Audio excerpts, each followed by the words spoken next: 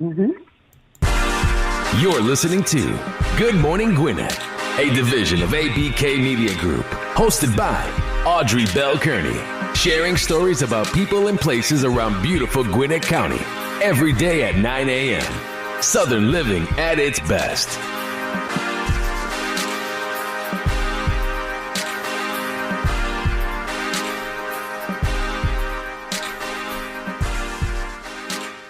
Good morning, good morning, good morning, and welcome to another edition of Good Morning Gwinnett. I'm your host, Audrey Bell Kearney, and boy, I am so glad to be here with you today.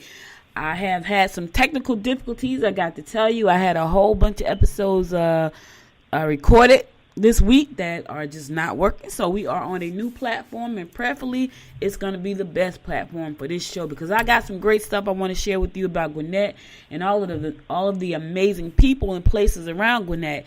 And so I really want to be able to bring you a flawless show. Now here's the thing, I know nothing is ever flawless. I'm not so crazy that I don't know that. However, I'm doing my best to bring you a great show. Today, my guest is Miss Georgette Taylor. We tried to get her on Monday, but we had some technical difficulties. But she's here today, and she's live, and she's standing by. And she's going to be talking to us about why the word dynamic stumped her and stopped her in her track, and how she was overcoming that obstacle, and how she's using that word to build a successful life for her and the clients that she served in her business. But before we get to Georgette, I want to tell you about my People Helping People profile of the day, and that is Family Promise of Gwinnett. I like to spotlight a nonprofit on each show because that's my way of giving back, and because these people help so many people and people that are in need. So Family Promise of Gwinnett is an organization that help homeless children and their families. Listen, it's Christmas time, and what family does not want to be in a nice warm home with a Christmas tree with presents? So these people, most of them are probably single parent homes with children, small children, and they need your help. They need your support. And Family Promise of Gwinnett help them find housing and help them find childcare and aftercare so that they're able to work. And they work with congregations around the community and community volunteers and social service agencies to put this all together. But they need your help. Recently, they had to stop 2 services because they ran out of funding. So let's go on over to familypromisegwinnett.org. Show some support. Donate your time. They need items, toiletries, anything that's going to help these families get back on their feet, get into housing, and live a prosperous and happy and peaceful life with their children. So the website for them is familypromisegwinnett.org. They need your support. Go over there, make a donation right now. Donate your time. I'm donating this airspace to them so they can get this shout out as my featured People Helping People organization for the day. Okay, so that being said, let's move right into my show today with my guest, Georgette Taylor. So let me just give you a little bit about Georgette. She's an amazing, amazing woman with a good heart, a good spirit, very talented, very insightful, and what you're going to find, very creative, very, very creative. I'm not that creative when it comes to making things look beautiful, sound beautiful, and all that stuff. She is. And she's an entrepreneur. She's a mother. She's a wife. She's a great friend. She's a great business partner. And she's been my business partner for a very long time. We both are, what do we call ourselves? We are new to Georgia. She's originally from New York. And I was born here in Georgia, raised in New Jersey. We met when we both were living in New Jersey. She spent some time living in Texas, a lot of time, about 15 or so years, and she'll tell you about that. And now she's here in Georgia in Gwinnett County with me. So I'm happy to have her. So good morning, Georgette. Welcome to the show. Good morning, Audrey. How are you today? Good morning, Gwinnett, by the way. Good morning, Gwinnett. So listen. I could go on and on about your story, but tell people. Oh my goodness. Yes. Yeah, don't be afraid. She. I'm good.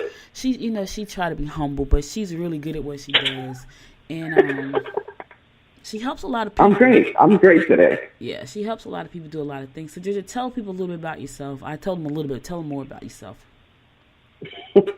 Oh, well, you're right. I'm definitely a New Yorker by heart, but now I'm a Georgian and a Georgia peach, I guess. So from the Big Apple to Georgia peach. So I'm excited about that. But I lived in New York all my life, practically, all my young life in the South Bronx, and I had a great life there.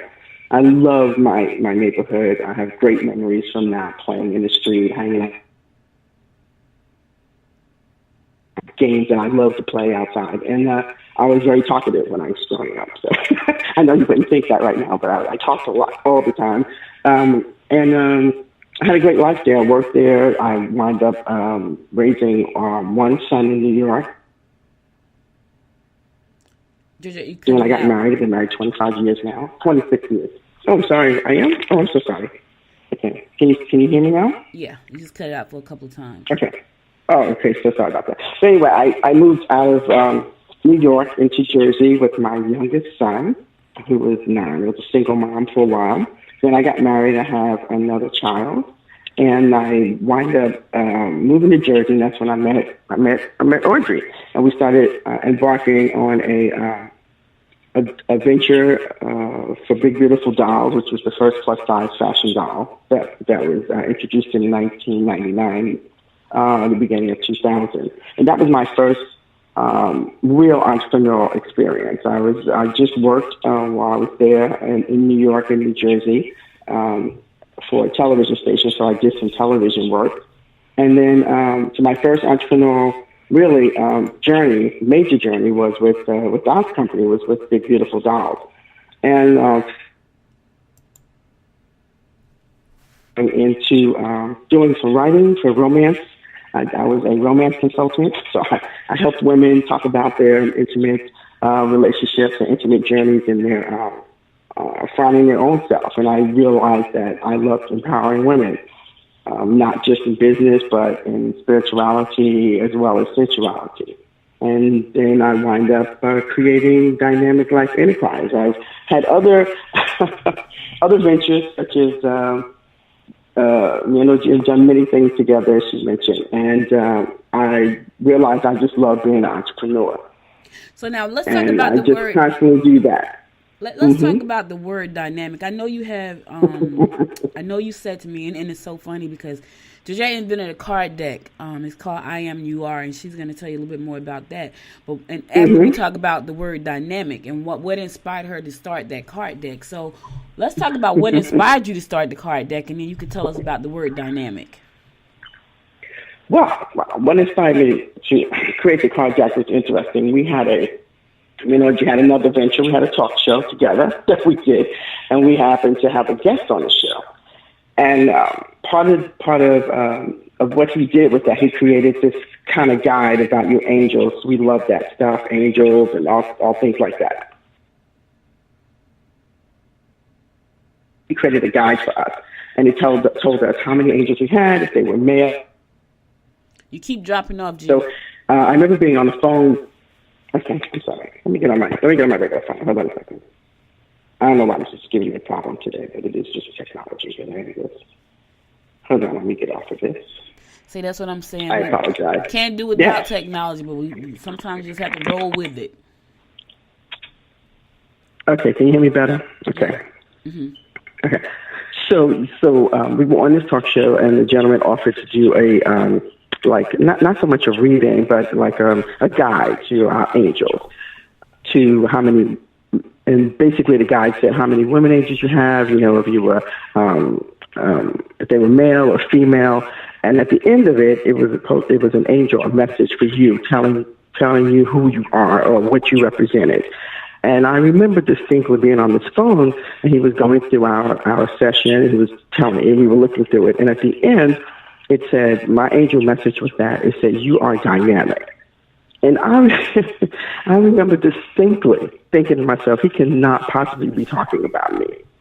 Like, I am not a dynamic person. This is how I was thinking to myself. And I'm thinking to myself, why would I say that about myself? I have done so many things in my life. But I literally started crying because I could not ever see me as a dynamic person. That really kind of affected me for about 2 years. I believe about two or 3 years. And I just couldn't get past that. I saw another episode, I think it was on Oprah, about something that somebody was doing with their business and why they got started again, because they didn't feel that they were worthy of that, of what it is. They didn't feel like they were worthy of what other people were saying about who they were. And that word showed up again for me. And I was like, I cannot believe that I have gone through all of these businesses. I have done all of these things. I've talked to women in their most intimate moments in their homes about intimate things, intimate life. And, we created a product. And I was not dynamic. That just really tore me up. I just couldn't understand that. And I realized at the end of the day, if I felt that way, there were so many more people out there who felt that way. And I just woke up one morning with this God idea, and I said, I'm going to create an affirmation deck. Now, I know there's plenty of affirmation decks out there, but somebody said to me, you know what? Don't just create an affirmation deck for yourself. Create something that other people can be a part of so they can affirm themselves as well. And that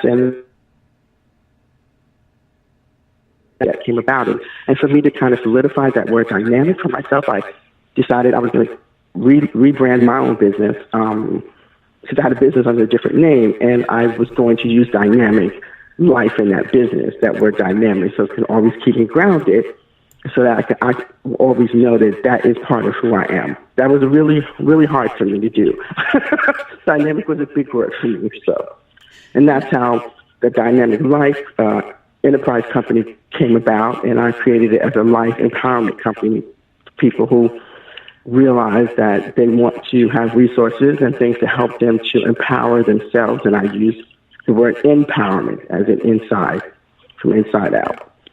So, it's so funny about that, because and it's so funny how things from our past, even when we're little children, how that affect us as adults. I remember when Oprah first launched on her own TV network, and I was watching, I think she had TD Jakes on there, and there was a woman up there. He was talking to a lot of women, and he was talking about words. He was talking about words and how they affect us. And the word that showed up for me that shocked me, because so for people who don't know me, I never thought I was a perfectionist. I never thought I was anal. I thought I was pretty creative. I know I'm not creative when it comes to decorating things and making things, but when it comes to marketing, I'm very creative with ideas and how to create branding, images, and things like that. But I'm not creative when it comes to decorating. But I had this really big problem of making everything really big, really fast. So I would launch these business. Now, I got to tell you this. When we ran the doll company, we were so focused, nothing else mattered except our families. And they almost didn't matter. Like, we were running. We would, like, head down, boots on the ground kind of thing. We were really focused, and we got a lot done. Like, so that idea came from inside of my head to on paper to in clay to in wax to in vinyl to on the internet and to out to the world. But that's because we were so focused. And so as the years went on, I started doing other businesses. But what the word that came up for me on own was enough. Like the word enough. Like, you are enough. And I'm telling you, I'm sitting up there watching that show, and I'm practically in tears, because I think for me, my dad played a big role in me not feeling enough, And I remember, as a little girl, I was probably about 6 years old. My cousins, we all lived next door to each other down in Albany, Georgia. And I remember we had a little clubhouse. We called it our clubhouse. It was a new house that they were building next door to us. And we put our clubhouse in the house. But we weren't supposed to be in the house because the house was being built. And we put our clubhouse in the house. And one of the cousins was mad at the brother or sister, and they were going to tell on them. They were going to tell the mother they were in this house. And I was running to tell them, hey, get out the clubhouse. You about to get in trouble. And as I was running to tell them to get out of the clubhouse, I tripped. And I was on my way that day to go get new shoes. My dad was about to take me to go buy some new shoes. And I remember I was all dressed up and everything and ready to go. And I tripped on a cinder block. And my forehead went right into the corner of the cinder block. And I was so upset because blood was everywhere. And instead of my dad like hugging me and saying, "Are you okay?" he didn't say that. He was like, "Clean her up. Now she's not going to get the shoes." That's what he tells my mom. And I'm like, man, he's not going to take me to get my shoes. I love shoes. And I'm like, he's not going to take me to get my shoes.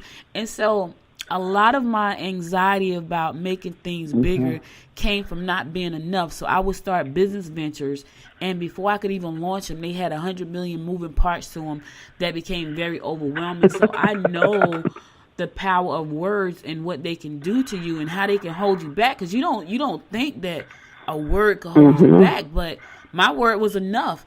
And it still takes me time to, like, even though I've, kind of figured out a little bit how to deal with it, I still see it show up in the things that I do. Even with launching Good Morning Gwinnett, right? I had a plan. If you had seen the plan, it was like, oh my God. So I had to, like, stop. No, I already know. Yeah, like, stop. Don't add all these pieces to it. Just stop. It's okay. And so, Georgette, tell people, what can they do when they have a word that's blocking them, and it's like really, it's really holding them back from life, from living, from having peace and joy and prosperity in life. Well, I think for them or for myself is what I do is I just use that word more often within my own life.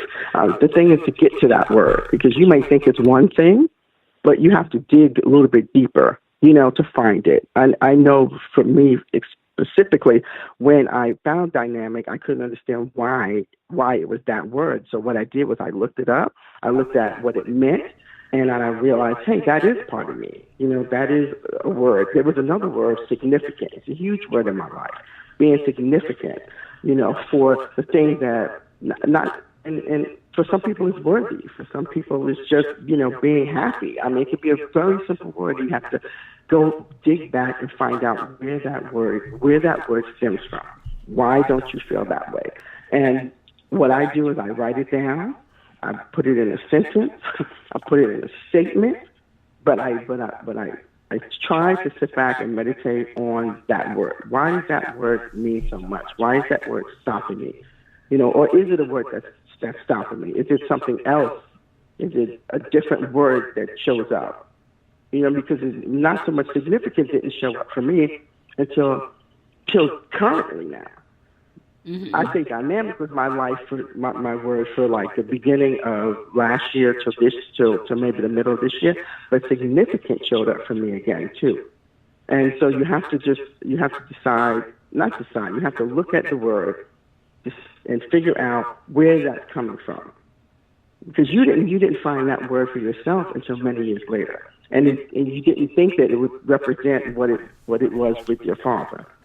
Right. Our words represent things with so many areas in our lives. Significant for me represented me talking a lot.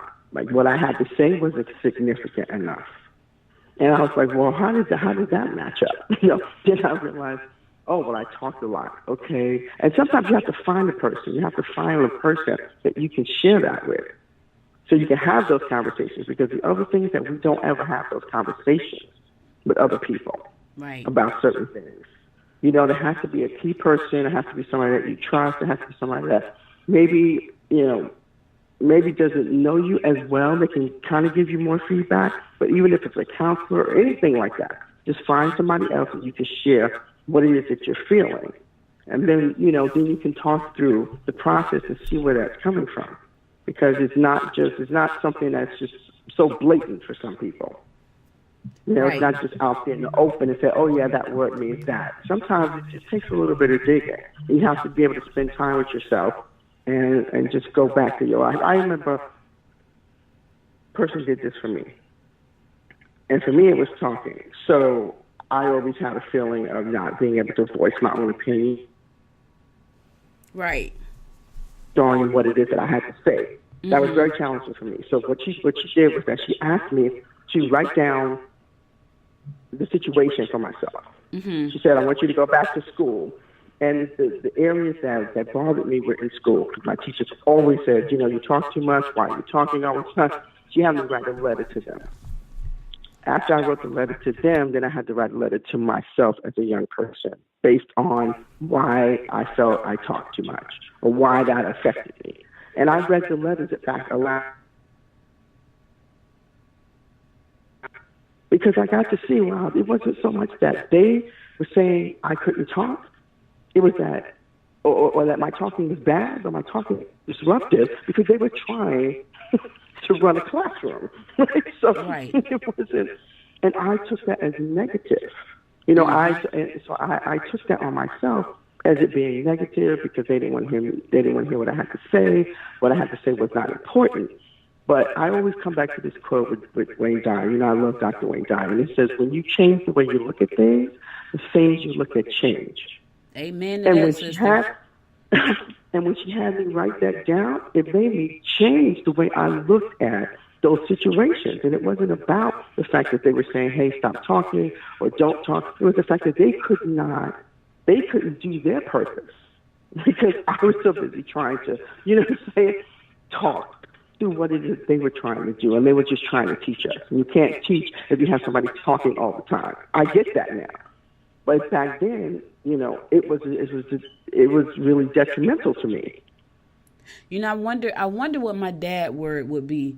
He passed away in 2006, but I got to tell you, I mean, and it's so funny because I was not enough I always felt like I was not enough for him. So he had boys, and it's so funny because I got two brothers, and both of them are great. But I can tell you, the baby brother, my middle brother is the one that we know he really loved. Like, you know what I'm saying? Like, we know he really loved the middle brother. But my middle brother, they're both really great guys.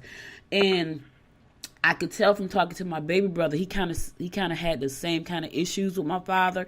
But I think that also made him have a little bit of issue with my middle brother. I don't have a problem with either one of them. But I wonder what my dad word was, because I remember... my mom moved us to New Jersey when I was 10, and my father moved to California. He got remarried. He had my baby brother, and I remember going out there to visit him. I remember when I was 15, he came we all met up in Albany, which is our home, and the first thing he said to me was, "What's wrong with your hair?" And I'm like, okay, so seriously, I'm in Albany with no perm. What do you think is wrong with my hair? So when I left New Jersey, I had curls, and by the time I got to Georgia, I had a poofy, curly afro looking thingy. And so he was like, well, what's wrong with your hair? No, I love you. How you been? None of that. He was not very affectionate like that, you know, but I was a grown woman when I realized, okay, this is a problem, you know, and I didn't really even realize what the problem was. But when he passed away in 2006, he had moved to Vegas because his wife passed before him in 2005. He always wanted to move to Vegas. So after she passed away, he moved to Vegas and bought a house. And when he passed away in his home. And my middle brother and I flew out to Vegas to handle everything. And he had a suitcase. And in that suitcase was all of the things I had ever done. All of the magazine articles that were about me, all of the stories, all of the pictures, everything was in that suitcase. And when I tell you, I was broken when I saw the suitcase, because he kept all of that stuff. And so at his funeral, when my brother and I were getting ready to get into the limousine so that it could take us to the airport so we can come back home, someone in the crowd said to one of the other guys, "Who are they?" And so I heard the guy say, "Oh, those are his children from New Jersey." And so the guy came over to us and he was like, "Man, your dad was a great guy. Because of him, my life changed. He helped me so much get my life on track. And let me tell you, he was so proud of you all." That's when I broke down and cried. My brother, on the other hand, he was a mess the whole time. We were out there for 2 weeks because my father passed away in the house. He was a mess the entire time we were there. I fell apart getting inside of the limousine because that man said to me, he was so proud of you. He had never said that. And I was like, oh my God. So I wonder what his word would have been. Had I wish I had a chance to ask him that. He did come to my wedding and walk me down the aisle, and it was so funny because I remember my fiance saying to me, who is my husband now, he's like, your dad is going to come, you're going to break down. I was like, I'm not going to break down. I'm not going to cry because I'm tough. You know, I grew up in Newark. I'm tough. You know, I'm not going to break down. I'm not going to cry. As soon as my father, we put our feet over the threshold of the church, I mean, literally, like his feet went over, one foot went over, my foot went over, tears just streaming down my face. I could not even help myself. And that's when he and I made our amends. That's when we were okay. We were okay at that point. And it was later on that I learned about my word, enough. And so it was healing. And so for a lot of people, you know, I know that our stories can help somebody, because there's somebody out there right now who's going to hear this show who doesn't feel like they're enough, who doesn't feel like they're dynamic, who doesn't feel like they're significant, who doesn't feel like what they're doing mean anything to anybody. I'm doing all this work and nobody cares. I'm doing all this work and nobody appreciates me. So for that person, Georgette, how do they move forward to creating a life that they love when they don't feel appreciated, when they don't feel dynamic, when they don't feel significant or enough or worthy? How do they move forward? What kind of work do they need to do? And I know it's work because I've been doing it and I'm still doing it. Yes, well, I think it's an inner work. It's always a process. It's about empowering yourself. It's about knowing that it is about you. That it's about no matter what you feel, no matter what people. Going to be about how you receive that, and so you have got to do the work. I really start my day with affirmation. I really choose a word every day, and I use that word to use it within the week, so that maybe you can, because it's not just about one word, and it's not just about one modality. It's just about creating all these things that will empower you through the day. What feels good for you, what puts you in a position or a space that makes you feel powerful. Because, when you go out in your day, you're not always in an environment that makes you feel that way. Sometimes you're not in a job that makes you feel empowered. You're in a job because you have to pay the bills. So you have to find that one thing that makes you feel, that makes your soul sing, that makes you feel good. And you have to look at your life, at the one area in my life where I feel happiest. What is the one thing that I do that makes me feel alive? And then start to implement and put those things in your life more often. Because I think one of the things that we do is we go around our life and we just get up in the morning, we do the things that we normally do, and we don't sit back and think, well, what really makes me feel happy? There's something that makes you feel happy, no matter where you're at in your life. And you have to be able to start to implement and put those little things in there day by day by day by day. Because just like it took us 25 years to get to where we're at, or 40 years, it still takes us a period of time to kind of shift that way of thinking. And the other thing I think is you just read more books that are going to help you to put more how can I say, more plans and more things in place that you could do every day. For some, it may not be meditation. For some, it may just be affirmations. For some, it may not be affirmations. For some, it may be something else. You have to really find that. You have to look and find things that make you feel comfortable, make you feel more empowered in doing every single day. Wow, that's so cool. I work with people every day. Yeah. I work with people every day, and work with them through affirmation exchanges with my card deck, because a lot of people don't ever get to hear words that empower them during the day. And so that's what I help people do. Help empower them through words, and I can show them how to work with that as well. I know I get up every morning and I sit in front of my vanity every morning because, you have to do something to that hair. And once I get finished, I be like, "Hello, beautiful," and that's my way to jumpstart my day outside of trying to do some meditations, which I suck at right now. But my word is "Hello, beautiful," and that's how I start my day. And because it's empowering. Like when you think about it, it's empowering. So Georgette, listen, we are at the bottom of the show.